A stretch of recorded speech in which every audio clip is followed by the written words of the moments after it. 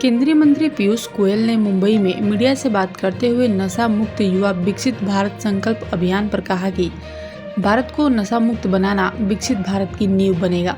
मुझे पूरा विश्वास है कि प्रधानमंत्री नरेंद्र मोदी के आह्वान पर हमारे युवा युवती नशे के खिलाफ इस लड़ाई में सामूहिक प्रयास करेंगे। आज आपने देखा युवा युवतियों का उत्साह। भारत को नशा मुक्त बनाना विकसित भारत की नींव बनेगा और मुझे पूरा विश्वास है कि प्रधानमंत्री नरेंद्र मोदी जी के आह्वान पर हमारे युवा युवती नशे के खिलाफ इस लड़ाई में सामूहिक प्रयास करेंगे और हम उत्तर मुंबई में बहुत उत्साहित हैं कि इस अभियान के साथ जुड़े और पूरे उत्तर मुंबई को नशा मुक्त बनाएं।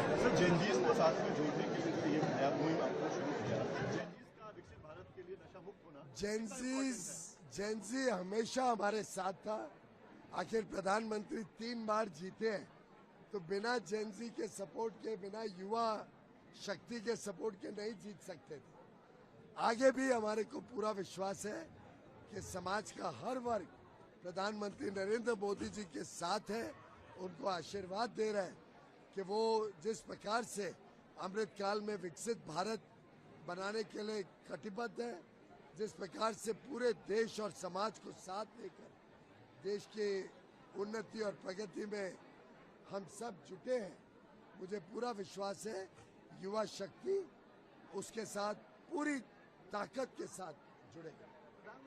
राहुल गांधी और बहुत अच्छा युवाओं का रिस्पांस आ रहा है के रील्स बना रहे हैं, पीएम जी इंस्टा के रील्स बना रहे हैं जेंजी से डायरेक्ट कनेक्ट करने के लिए। बहुत अच्छा प्रधानमंत्री जी आज विश्व के सबसे लोकप्रिय नेता हैं और विश्व यानी हर उम्र के लोग विश्व में आते हैं। प्रधानमंत्री जी की फॉलोइंग चाहे वो ट्विटर हो, फेसबुक हो, यूट्यूब हो, इंस्टाग्राम हो, शायद विश्व में सबसे ज़्यादा है और स्वाभाविक है कि प्रधानमंत्री जी जो दिशा निर्देश देते हैं, जो आह्वान करते हैं, जिस प्रकार से युवा युवतियों के साथ आज जुड़ रहे हैं, उसका प्रभाव देश के इस अमृत काल में विकसित भारत 2047 की तरफ भारत को और तेज गति से लेके जाएगा। जिस तरह का बिल लाया गया, पहले कभी इस तरह का बिल स्टूडेंट्स के लिए सोचा नहीं गया था, क्या कहेंगे? ये बिल की कल्पना वास्तव में तो आज से 40 साल पहले हुई थी। आज से 15 साल पहले 2010-11 में कांग्रेस और उनके साथी यूपीए की सरकार ये बिल लाई भी थी कि एग्जामिनेशन के पेपर लीक हो या कुछ गलत काम हो एग्जामिनेशन के साथ जुड़े हुए, उसमें सजा दी जाए, लेकिन उनमें साहस नहीं था, उनमें कोई बहुत ज़्यादा उत्साह नहीं था इस बिल को पास करने का। नहीं तो लाते तो विपक्ष भी उनका सहायता करता। हम 2024 में इस बिल को लाए थे पहली बार, लेकिन आज की परिस्थितियों को देखते हुए उसमें और सख्त कानून जोड़ना और अमेंड करके फास्ट ट्रैक कोर्ट लाना, सजा का और कठोर बनाने का काम जो माननीय प्रधानमंत्री जी के नेतृत्व में हुआ है, उससे आज पूरे देश में एक संतुष्टि है, खुशी है। दुर्भाग्य है कि विपक्ष ने हमें इस बिल को भी पास करने में अपोज किया। मैं तो स्वयं बैठा हुआ था जब बिल की वोटिंग हो रही थी। मैं समझ सकता हूँ उनकी नाराजगी, मैं समझ सकता हूँ उनकी फ्रस्ट्रेशन कि बार बार जनता उनको ठुकरा रही है, वो बार बार देश और प्रदेश के चुनाव हार रहे हैं।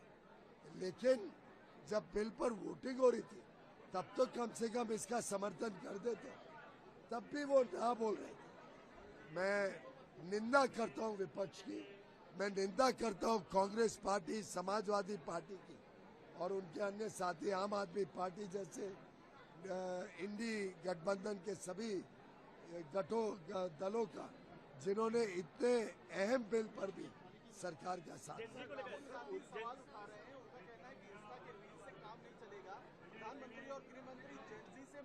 मुझे लगता है कि प्रधानमंत्री जी का युवा युवतियों के साथ जो कनेक्ट है और जो कनेक्ट बढ़ते जा रहे हैं, उससे राहुल गांधी जी को खतरा लग रहा है कि वो सोचते थे वो युवा नेता है, पर अब सिद्ध हो गया है कि उनकी लोकप्रियता तो युवा युवतियों में नहीं है जो लोकप्रियता प्रधानमंत्री मोदी जी। सर, जिस तरह से उद्धव ठाकरे कभी जेएनजी को विष्णु का अवतार कहते हैं, कभी हिप्टे की तुलना जो है छत्रपति शिवाजी महाराज से करते हैं, आपको लगता है कहीं ना कहीं विपक्ष जो है मुझे उनको हाईजैक करने की कोशिश बड़ा दुर्भाग्य है कि उद्धव ठाकरे जी को अभी ध्यान में आया कि उन्होंने भी कुछ करना चाहिए।